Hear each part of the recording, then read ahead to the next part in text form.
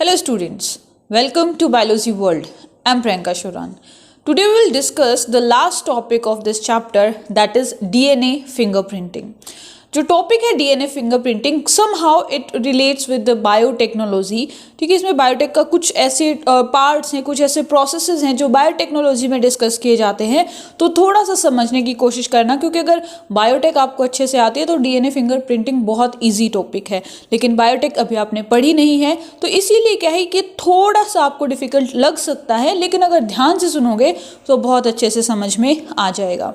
देखो, हमने human genome project पढ़ा, उसमें क्या है कि हमने ह्यूमन का जो जीनोम है, डीएनए है, उसके सीक्वेंसेस के बारे में पढ़ा कि कौन सा कैसा सीक्वेंस है, और उन सीक्वेंसेस के बेसिस पे ही जो डीएनए है या फिर जो ह्यूमन है वो एक दूसरे से वेरी करता है, उनमें डिफरेंसेस आते हैं।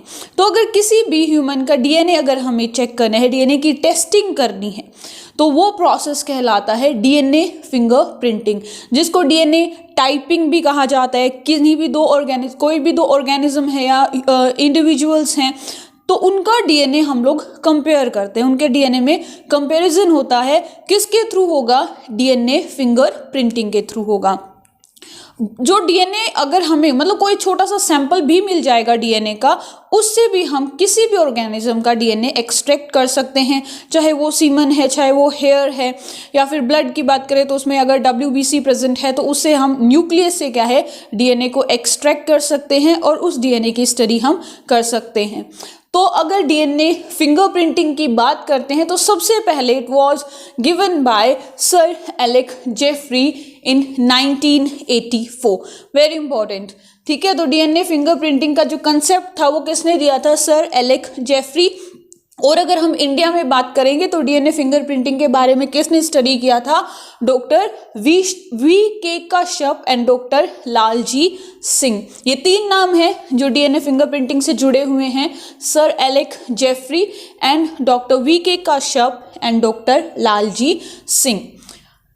अब हमें पता है डीएनए क्या है, वेरी करता है। डीएनए के अंदर डिफरेंसेस हैं, हमारा, मेरा, आपका, अगर हम सभी का डीएनए अगर हम कंपेयर करेंगे तो उसके अंदर वेरिएशन आएगी। तो जो वेरिएशन है, जो डिफरेंसेस हैं डीएनए में, वो क्या कहलाते हैं? पॉलीमॉर्फिज्म।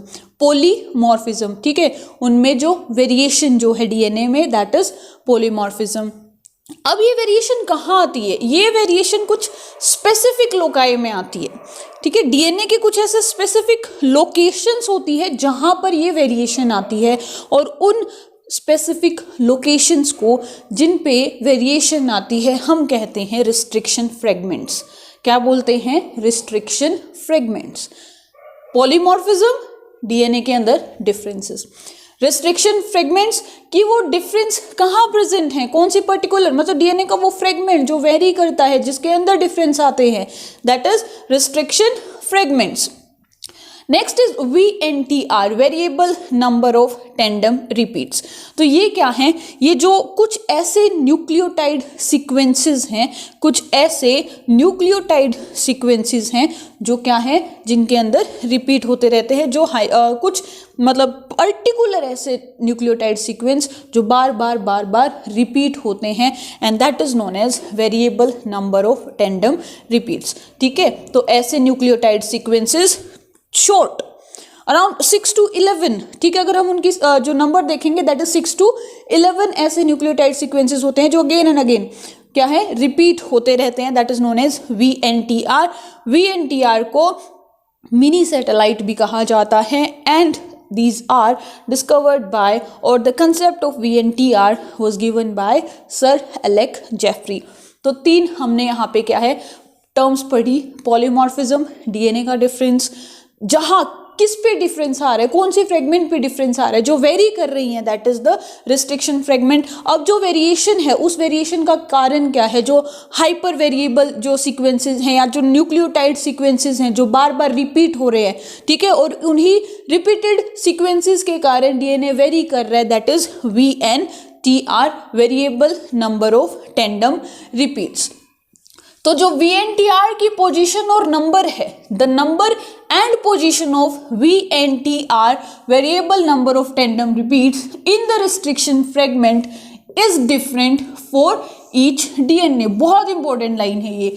क्या कह रहा है कि हर एक डीएनए में, हर एक डीएनए का मतलब है हर एक इंडिविजुअल के डीएनए में, ठीक है, किसी का भी डीएनए अगर हम कंपेयर करेंगे तो उनके अंदर VNTR का नंबर, जो सीक्वेंसेस रिपीट कर रही हैं उनका नंबर, ठीक है, और उनका जो लोकेशन है वो अलग होगा। मेरे डीएनए में अलग होगा, तुम्हारे डीएनए में अलग होगा, ठीक है। और जो लेंथ है, again a very important point, कि जो रिस्ट्रिक्शन फ्रेगमेंट की जो लेंथ है वो किस पे डिपेंड करेगी, वो डिपेंड करेगी VNTR के नंबर पे। जो वेरिएशन कर रही, जिसके अंदर वेरिएशन आ रही है डीएनए की वो स्मॉल फ्रेगमेंट, ठीक है, उसका जो लेंथ है वो किस पे डिपेंड करेगा कि उसके अंदर कितने VNTR हैं, उसके अंदर कितने variable number of tandem repeats हैं, और उन्हीं के बेसिस पे हम डिटरमाइन करेंगे लेंथ ऑफ रिस्ट्रिक्शन फ्रेगमेंट को। अगर हम किन्हीं भी कोई भी दो इंडिविजुअल्स का जो जीनोम है, डीएनए है, उसको सेम रिस्ट्रिक्शन एंजाइम से कट करवाते हैं। रिस्ट्रिक्शन एंजाइम्स क्या होते हैं?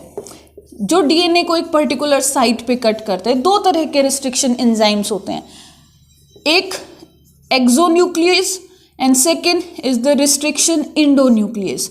तो एक्सो का मतलब है कि जो एंड से कट करेगा, और इंडो का मतलब है जो एक पर्टिकुलर सीक्वेंस, डीएनए को बीच में से कट करेगा, एक पर्टिकुलर सीक्वेंस पे कट लगाएगा, ठीक है। तो ये क्या है? रिस्ट्रिक्शन एंजाइम्स हैं जो सबसे पहले इकोलाई और कह सकते हैं कि बैक्टीरिया के अंदर से आइसोलेट किया गया था, ठीक है। दैट वाज इकोलाई में से रिस्ट्रिक्शन एंजाइम्स को आइसोलेट किया गया था। इको R1, HIND3, HIND2, ऐसे बहुत सारे रिस्ट्रिक्शन एंजाइम हैं जो डीएनए को एक स्पेसिफिक पोजीशन पे कट लगाते हैं, ठीक है। तो इनके बारे में डिटेल में हम पढ़ेंगे बायोटेक में। तो याद रखना, रिस्ट्रिक्शन एंजाइम मतलब ऐसे एंजाइम जो डीएनए को एक पर्टिकुलर लोकेशन, एक पर्टिकुलर पोजीशन पे कट करते हैं। तो हम अगर किन्हीं भी दो इंडिविजुअल्स का जो डीएनए है, अगर उसको सेम रिस्ट्रिक्शन एंजाइम से कट करवाएंगे, डीएनए निकाला और उनको सेम रिस्ट्रिक्शन एंजाइम से हमने कट करवाया, तो यहाँ पर जो VNTR होगा, variable number of tandem repeats, या फिर यहाँ पर जो हमें लेंथ मिलेगी रिस्ट्रिक्शन फ्रेगमेंट की, वो क्या होगी? डिफर होगी, ठीक है। दोनों की क्या होगी? डिफरेंट होगी, उनकी लेंथ में एक डिफरेंस आएगा। क्या कह रहे हैं कि when the genome of two people are cut using the same restriction enzyme, the length of fragment obtained is different for both the people। जब हम डीएनए को सेम रिस्ट्रिक्शन एंजाइम से कट करवाएंगे तो जो लेंथ हमें नजर आएगी डीएनए की, जो मतलब यहाँ से एक ने यहाँ से कट किया, फिर किया इस सेम दूसरे इसी एंजाइम ने इस डीएनए को कट किया, तो यहाँ पे हो सकता है कि हमें इतना सा टुकड़ा मिले और दूसरे इंडिविजुअल का हमें थोड़ा लॉन्ग, हो सकता है शॉर्ट, हमें एक फ्रेगमेंट मिले। These variations in the length of restriction fragment, ये यहाँ पर जो हमें वेरिएशन, ये जो रिस्ट्रिक्शन फ्रेगमेंट्स की लेंथ में जो हमें वेरिएशन मिली है, इसको क्या कहेंगे? Restricted fragment length polymorphism. Restricted fragment length polymorphism. क्यों पढ़ रहे हैं इन सबको? कहाँ काम आएंगी ये सारी term? VNTR, restriction fragments, polymorphism कहाँ काम आएंगे? डीएनए फिंगरप्रिंटिंग में काम आएंगी, डीएनए टाइपिंग में काम आएंगी, क्योंकि डीएनए को डिटरमाइन करने के लिए रिस्ट्रिक्शन फ्रेगमेंट्स, VNTR एक की प्रोसेस है, ठीक है, एक की स्टेप है, बहुत इंपॉर्टेंट स्टेप है, जिसके कारण हम डीएनए फिंगरप्रिंटिंग कर पाएंगे, दो इंडिविजुअल्स का डीएनए मैच कर पाएंगे, ठीक है। तो इनकी क्या है? नीट में फुल फॉर्म पूछी जाती है, VNTR की फुल फॉर्म, RFLP की फुल फॉर्म, ठीक है, या फिर पूछ लेगा कि वो जो वेरिएशन आ रही है डीएनए में उसको हम क्या बोलेंगे? पॉलीमॉर्फिज्म कहेंगे। किस पार्ट में स्पेसिफिक जो डीएनए का सेगमेंट है जिसमें वेरिएशन आ रही है, जो डिफर करता है, दैट इज रिस्ट्रिक्शन फ्रेगमेंट्स, ठीक है। Now will talk about the technique. क्या टेक्निक है? सबसे पहले एक्सट्रैक्शन। पहला स्टेप क्या होगा? डीएनए को एक्सट्रैक्ट करना होगा, हमें डीएनए को आइसोलेट करना होगा, डीएनए को निकालना होगा, ठीक है। किसी भी, चाहे वो प्लांट से है, एनिमल से है, या कोई हमें सैंपल मिला है, कुछ भी है, उसमें से सबसे पहले हम लोग क्या करेंगे? डीएनए को आइसोलेट करेंगे, डीएनए को एक्सट्रैक्ट करेंगे। एक्सट्रैक्ट करने के बाद अब वो खराब भी हो सकते हैं क्योंकि छोटा सा बहुत ही एक माइक्रो फ्रेगमेंट हमें मिली है, एक माइक्रो स्ट्रक्चर हमें मिला है, तो हो सकता है कि वो खराब भी हो जाए प्रोसेस के दौरान। तो हमें क्या करना पड़ेगा, उसके बहुत सारे नंबर बनाने पड़ेंगे, बहुत सारी उसकी कॉपी रखनी पड़ेगी, सो दैट अगर एक लेंथ खराब हो जाती है, अगर एक प्रोसेस खराब हो जाता है, तो एटलीस्ट हमारे पास जो सैंपल है वो दूसरा हो, सेम सैंपल दूसरा हो। तो वो क्या कहलाएगा, एम्प्लीफिकेशन, दैट इज मल्टीप्लीकेशन। जो डीएनए हमने कोई छोटा सा सैंपल आपको मिला और उस सैंपल से आपने डीएनए निकाल लिया और फिर आप डीएनए फिंगरप्रिंटिंग करने लगे, डीएनए की मैचिंग करने लगे, लेकिन वो नहीं हो पाया, कुछ भी प्रोसेस बीच में गड़बड़ हो गया, तो वो सैंपल तो एक ही था हमारे पास और वो खराब हो गया। अब क्या करेंगे, इसीलिए क्या करना पड़ता है कि जो डीएनए हमने आइसोलेट किया है, एक्सट्रैक्ट किया है, उसकी हम बहुत सारी कॉपी बना लेते हैं। और कॉपी किसकी हेल्प से बनाएंगे, PCR, that is polymerase chain reaction. Carry Mullis ने पीसीआर को डिस्कवर किया था, ठीक है, कैरी म्यूलिस, इन्होंने पीसीआर को डिस्कवर किया था, that is polymerase chain reaction. और एक ऐसी प्रोसेस है, 3 स्टेप प्रोसेस है, जिसमें क्या है कि हम एक जो डीएनए से हम बिलियंस या मिलियन, जितनी भी तुम्हें चाहिए उतनी क्या है, हम कॉपी बना सकते हैं, जितनी तुम्हें चाहिए, ठीक है, जितना रिक्वायरमेंट है हम पीसीआर के थ्रू डीएनए की कॉपी, सेम कॉपी क्या है, प्रोड्यूस कर सकते हैं। अब बहुत सारी कॉपी बना ली, अब क्या करेंगे, उस डीएनए को रिस्ट्रिक्शन एंजाइम से कट करवाएंगे, ठीक है, उस डीएनए को क्या करेंगे, हम रिस्ट्रिक्शन एंजाइम से कट करवाएंगे छोटे छोटे टुकड़ों में। अब छोटे छोटे टुकड़ों को जो हमने फ्रेगमेंट्स, अब रिस्ट्रिक्शन फ्रेगमेंट्स जो हमने ऑब्टेन की हैं, उनको हम सेपरेट करेंगे on the basis of size and charge. और डीएनए फ्रेगमेंट्स को साइज और चार्ज के बेसिस पे सेपरेट जब करते हैं तो उस प्रोसेस को कहते हैं जेल इलेक्ट्रोफोरेसिस। इलेक्ट्रो का मतलब इलेक्ट्रिसिटी, फोरेसिस का मतलब है टू अक्रॉस इट, कि इलेक्ट्रिसिटी के इन्फ्लुएंस में हम डीएनए को एक जेल से क्या है, मूव करवाते हैं। डीएनए नेगेटिवली चार्ज है। डीएनए कैसा होता है, डीएनए का चार्ज नेगेटिव होता है, और जो स्मॉल साइज के जो डीएनए होंगे, ठीक है, वो क्या करेंगे, आगे की तरफ मूव कर जाएंगे। और जो जैसे एक छोटा सा स्ट्रक्चर है, जेल होती है, आपने प्लांट किंगडम में भी पढ़ा होगा, एगरोज जेल, जो अगार अगार रेड एल्गी से ऑब्टेन होती है, उसकी हम जेल बनाते हैं। उस जेल में क्या है, वेल्स बनाते हैं। इन वेल्स मतलब छोटे छोटे गड्ढे बनाते हैं, इनके अंदर हम डीएनए को पुट करते हैं। जो डिफरेंट फ्रेगमेंट्स हमने आइसोलेट की है, जो हमने उसकी एम्प्लीफिकेशन के बाद जो छोटे छोटे टुकड़े रिस्ट्रिक्शन एंजाइम से निकाले हैं, उनको हम इस जेल के अंदर ट्रांसफ़र करते हैं। और चार्ज के इन्फ्लुएंस में, इधर पॉजिटिव चार्ज, ठीक है, इधर नेगेटिव चार्ज। अब डीएनए क्या होगा, जैसे ही इलेक्ट्रिसिटी पास होगी, जो शॉर्ट सेगमेंट होंगे डीएनए के, जो स्मॉल साइज के सेगमेंट्स होंगे, वो पॉजिटिव चार्ज की तरफ जल्दी पहुंच जाएंगे, और जो बड़े होंगे वो पीछे रह जाएंगे। तो हम क्या करेंगे, शॉर्ट सेगमेंट्स को, स्मॉल फ्रेगमेंट्स को हम क्या कर लेंगे, आइसोलेट कर लेंगे, ठीक है, इस जेल से हम उसको निकाल लेंगे, and that is known as elution. DNA को इस जेल से निकालना क्या कहलाता है, जैसे आइसक्रीम निकालते हैं स्कूप से, वैसे ही यहाँ पर स्कूप से हम क्या है, डीएनए को निकालेंगे, और उसको कहते हैं इल्यूशन।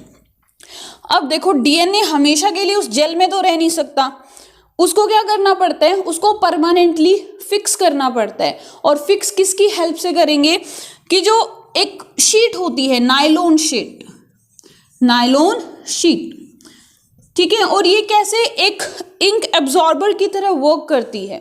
तो इस जेल में with the help of nylon sheet हम क्या करेंगे, उस डीएनए को ब्लोट कर लेंगे। जैसे कोई भी चाहे स्पंज है, वो वाटर को क्या करती है, एब्जॉर्ब कर लेती है। या फिर कोई भी कपड़ा जब आप कलर्ड उसमें जैसे क्रोमेटोग्राफी करते हो, ठीक है, तो उसमें क्या है कि अलग अलग कलर अकॉर्डिंग उस क्रोमेटोग्राफिक पेपर में क्या है, जो अपने अपने भाई मूवमेंट के हिसाब से चले जाते हैं, ठीक है।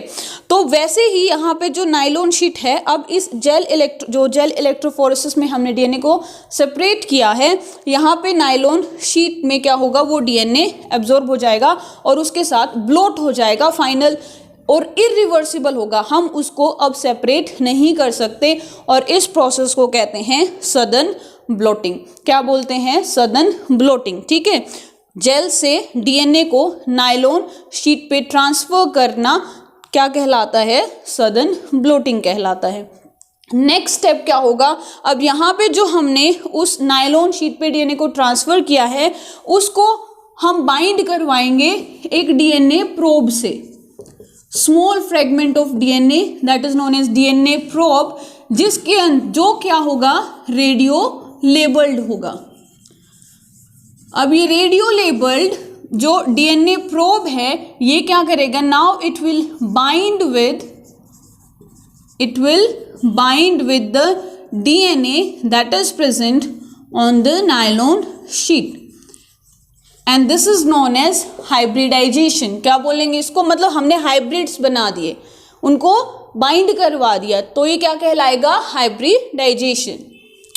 अब हम क्या करेंगे, जो डीएनए हमने, मतलब जहां पर भी वो प्रोब जाके डीएनए के साथ बाइंड हुआ है, इस प्रोब में क्या है, सीक्वेंस हमें पता है, इस डीएनए का जो प्रोब है, उस प्रोब का जो सीक्वेंस है, डीएनए का जो सीक्वेंस है वो हमें पता है। तो 4-5 डीएनए प्रोब क्या करेंगे, इस डीएनए के साथ जो नायलॉन शीट पे ट्रांसफर किया था, वो जाके उसके साथ बाइंड कर जाएगा, और अब उस डीएनए को जो नायलॉन शीट पे था, प्लस में जो प्रोब है जो बाइंड कर गया है, इसको हम अब ऑब्जर्व करेंगे एक्सरेज में, ठीक है। क्या, कहाँ पे, एक्सरेज में। तो एक्सरेज फिल्म प्रोड्यूस की जाएंगी, और इनसे हमें पता चल जाएगा कि भाई कौन सा प्रोब कौन से डीएनए के फ्रेगमेंट के साथ अटैच है, और इन एक्सरे फिल्म्स को कहा जाता है DNA signature of a person, DNA signature of a person, ठीक है। तो इसी के साथ हमारा जो प्रोसेस है डीएनए फिंगरप्रिंटिंग का, वो कंप्लीट हो जाएगा। तो ये था लास्ट टॉपिक डीएनए फिंगरप्रिंटिंग के बारे में। देखो यहाँ पे ना कुछ ऐसी चीज़ें लाइक पीसीआर का जो कंप्लीट प्रोसेस है, या जेल इलेक्ट्रोफोरेसिस है, ये हम डिटेल में पढ़ेंगे बायोटेक्नोलॉजी में, क्योंकि ये उसी का पार्ट है। तो इसको हम बायोटेक के साथ भी पढ़ सकते हैं, और जब हम बायोटेक पढ़ेंगे तो दोबारा से इन सभी स्टेप्स को एक्सप्लेन करते हुए फिर से हम एक बार डीएनए फिंगरप्रिंटिंग को बायोटेक का एक एप्लीकेशन के फॉर्म में इसको स्टडी करेंगे, सो दैट आपको अच्छे से क्लियर हो जाए। इसी के साथ हमारा chapter MBI that is molecular basis of inheritance भी कंप्लीट होता है, और इस चैप्टर के जो नोट्स हैं आपको डिस्क्रिप्शन बॉक्स में उसका लिंक आपको मिल जाएगा, और आप उस PDF को डाउनलोड कर सकते हैं free of cost. So that's it for today. If you like my video, then please share and subscribe my channel. Thank you.